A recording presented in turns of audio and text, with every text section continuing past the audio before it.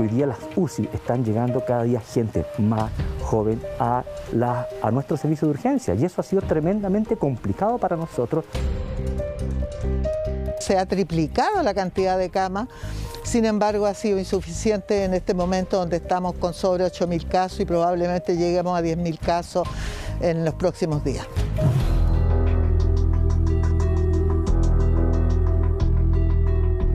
Las medidas que ha tomado este gobierno lamentablemente no han sido las mejores y solamente nos ha llevado a una ola tras otra.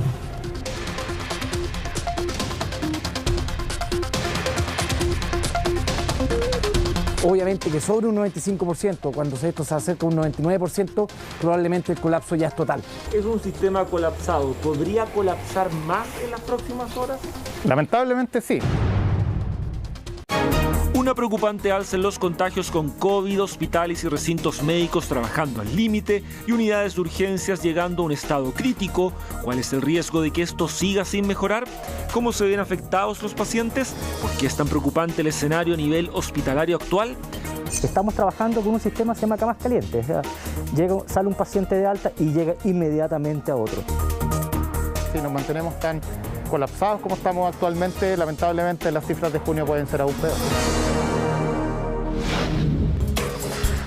Días complejos, hospitales, clínicas y recintos asistenciales que han tenido que realizar un esfuerzo al máximo para atender a pacientes contagiados con coronavirus, algunos en extrema gravedad. Se han modificado los protocolos de atención y el colapso del sistema de salud podría llegar a niveles de extrema preocupación. La ocupación está sobre el 95% y ya con un 95% de ocupación uno habla de que estamos full, que estamos... La palabra colapso es como muy tremenda, pero es eso, estamos en colapso. Eso significa que en cualquier minuto cualquiera de los establecimientos a lo largo del país puede llegar al dilema de la última cama. Los servicios de urgencia habitualmente no tienen camas de hospitalización, entonces se empiezan a quedar pacientes con indicación de hospitalizarse en los box de atención, en espera de que haya flujo en el resto del hospital para que esos pacientes puedan subir. Eso obviamente es complejo para los pacientes, que se alarga sus periodos de espera en los servicios de urgencia y a la vez, como se llena la planta física de urgencia, dificulta el ingreso de nuevos pacientes que pueden llegar por consultas habituales o graves. Es ahí cuando se generan los problemas también para los pacientes que vienen por otras patologías. ¿Qué ocurre cuando alguien sufre un accidente grave o su salud empeora por alguna enfermedad y necesita una atención urgente y el recinto hospitalario está colapsado? Alguien que tiene una urgencia que puede esperar va a tener que esperar porque hay urgencias más inmediatas. Entonces, claro, eso... Ya normalmente en Chile y sobre todo en invierno los servicios de urgencia están bastante presionados. ¿Y con esto? Y ahora mucho más. Lo mismo sucede con algunos pacientes crónicos que hoy han dejado de atenderse. Muchos han preferido no exponerse al contagio con COVID, han postergado consultas y exámenes médicos. Esto también genera un problema.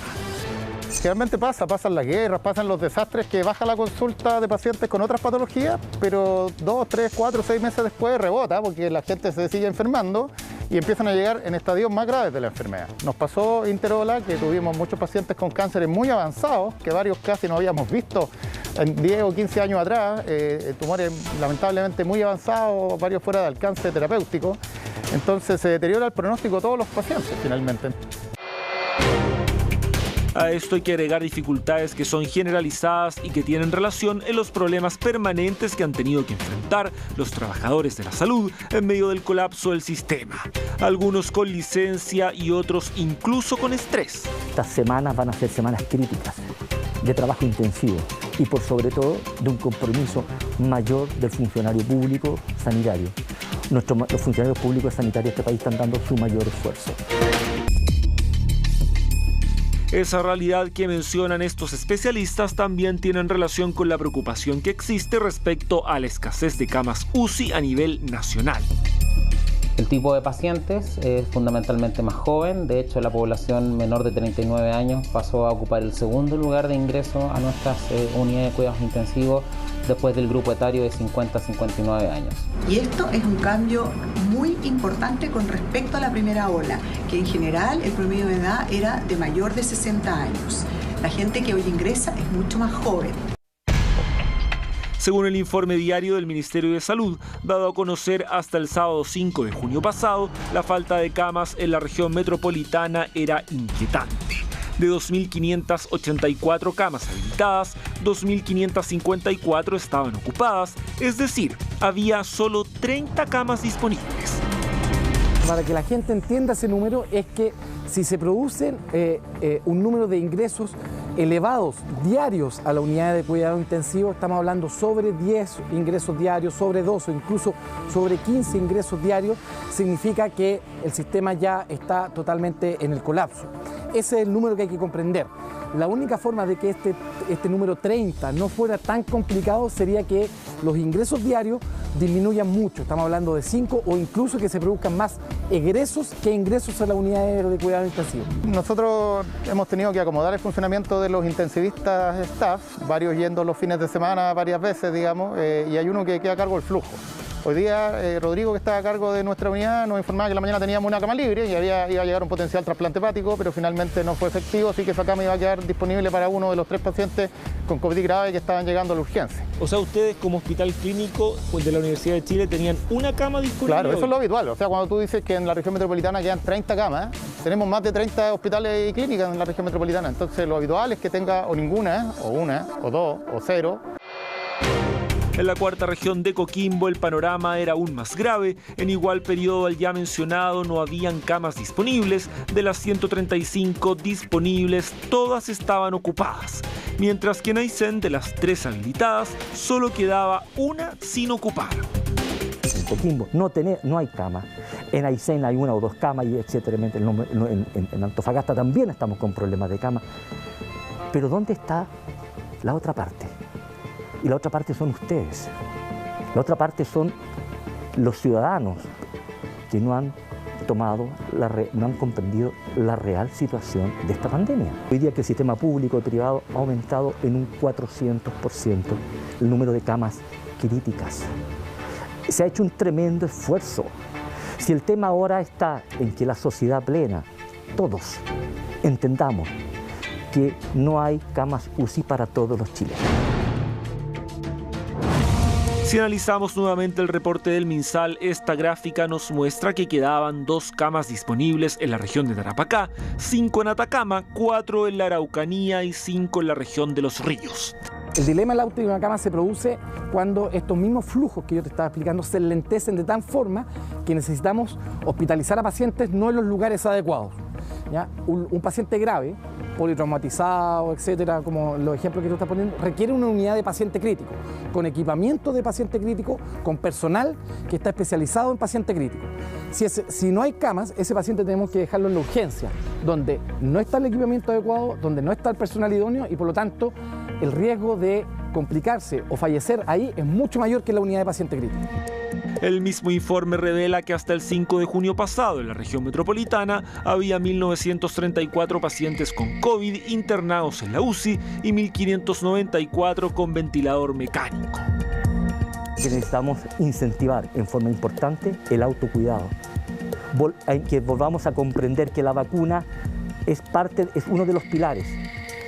Si no nos lavamos las manos, si no tenemos el distanciamiento social y si no tenemos nuevamente el uso correcto de la mascarilla, van a seguir aumentando los casos. Colapso hospitalario. La urgencia del hospital de Talagante nos acaba de avisar que solo atenderá a los categorizados C1 y C2. Eso significa que aquellos que no estén con serio riesgo vital simplemente no se atenderán, evidenciando el colapso sanitario a nivel provincial. Se va a tener que reevaluar medidas más restrictivas, probablemente se va a tener que generar un cambio en la estrategia de cómo estamos manejando la pandemia. Informaciones y cifras preocupantes en que algunos especialistas han responsabilizado directamente a las medidas que se han tomado durante las últimas semanas. Una de ellas tiene relación con el llamado pase de movilidad.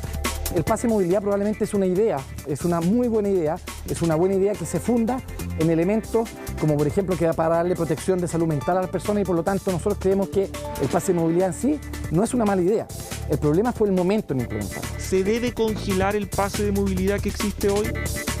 Yo creo que sí, yo lo congelaría temporalmente, no para siempre, porque creo que igual el hecho que yo tengo ese pase, lo digo, porque tengo las 2 vacunas, pero me mantengo como que no lo tuviera, porque creo que me puede servir para una emergencia, para no tener que estar sacando el permiso, pero la verdad es que si hay una comuna en cuarentena y yo tengo pase, lo único que voy a hacer es aumentar la movilidad.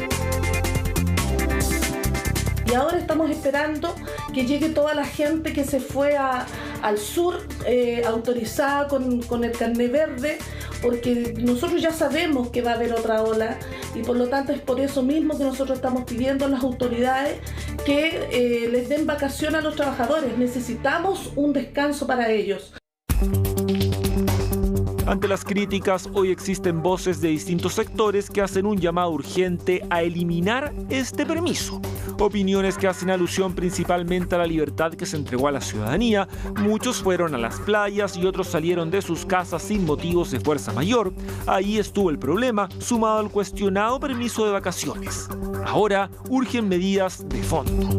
Mejorar la comunicación de riesgo a toda la comunidad y ojalá lograr el acuerdo de todos los actores relevantes para que el mensaje sea único. Este es el momento de que todos nos cuidemos intensamente, probablemente por al menos un mes más. Basta ver en la calle. Debemos insistir nuevamente en los sistemas de autocuidado. La vacunación es un pilar, pero también es el pilar el autocuidado, el distanciamiento social, el uso correcto de la mascarilla, el lavado de manos. Ante el colapso hospitalario, incluso algunos hablan de nuevas cuarentenas, pero con fiscalizaciones más eficientes. Las cuarentenas cada vez sirven menos, pero sirven si son intensamente supervisadas y tratando de reducir la movilidad. Sabemos que este virus, más que comportarse como un virus invernal, se comporta como un virus que se transmite en brotes intrafamiliares. Necesitamos modificar totalmente el plan paso a paso, necesitamos generar que la gente pueda entender qué son actividades de bajo riesgo y actividades de alto riesgo. Las actividades de alto riesgo probablemente en momentos como actual las vamos a tener que suspender y probablemente las actividades de bajo riesgo las podemos mantener y eso hay que hacerlo desde un diseño de una política general. Mientras la tasa de ocupación de camas críticas bordea el 95% en la región metropolitana, hospitales como el Barros Luco, el Hospital Clínico de la Universidad de Chile, el San Borja, Arriarán, el Carmen, Sotero del Río y una serie de recintos en regiones luchan día a día por evitar quedarse sin camas UCI ni ventiladores mecánicos. Efectivamente, ya no hay dónde poner más camas, a lo menos en el Hospital Barros Luco, no hay dónde implementar más camas UCI. Así que le pedimos a las autoridades que sean serios en la toma de decisiones antes de abrir un mall o de decir abrir Fantasilandia, porque los únicos perjudicados son los trabajadores de la salud. Una situación bastante apremiante en el sentido de que hemos tenido que tener pacientes que muchas veces requieren de ser intubados y luego de intubados son conectados a ventilación mecánica y nosotros hacemos ese proceso en el servicio de urgencia por esta situación que le digo de no tener camas críticas disponibles en los pisos. O sea, ¿qué es lo peor? Que ya las urgencias colapsen y que tengamos pacientes que fallecen o que se quedan sin atención en las salas de espera, en la ambulancia, fuera de la atención sanitaria. Entonces, se está haciendo lo posible por sumar más camas críticas al sistema, pero en realidad la verdad es que no podemos más. Al interior de los recintos médicos existe conciencia de que el sistema está al límite, han tenido que hacer turnos extras e incluso extender jornadas laborales. El desgaste de los trabajadores es impresionante, ya están haciendo ver que están muy cansados y más encima que tienen negados los feriados legales por el tema del estado de excepción. La gestión de los cuidados intensivos logrando ojalá la máxima tasa de ventilación mecánica invasiva, ojalá sobre el 80%, de manera que en la UCI hayan solo enfermos ventilados artificialmente.